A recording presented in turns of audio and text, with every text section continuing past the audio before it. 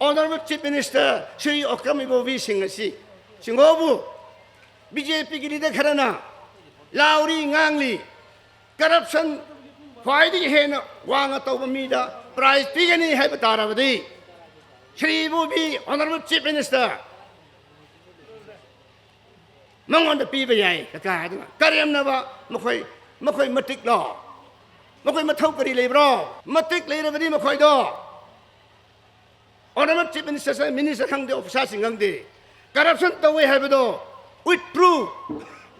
Praman Piro Torodra book to Honodra 2014 election issue Hairi BJP Halani other Congress ti Lehorani Hal Lehoroi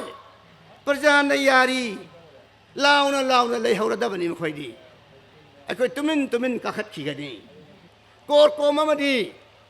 Naharon Singh Hayapatare Manung the Level Kanguna Total boycott Tawani Congress the Maktawanga Mayaroi meeting Tawayaroi Loina Hatokani Haidana intimidation, threat intimidation bomb top ki marakta Prasashan housing Mayamna Karigi, Congress Party Gumba, Prasaki Seba, Aduk President James, the Tori Congress Party, both the people Yaro, Hanway, Mashidi Prasasing, Muriba, Singavani, Haidana, Mokoi, Mating talk the Prasasing, Tolaga, both Piraga, Mamanga Toki Deva, Aduk Machar Todo, 42 MLAs Kahandana,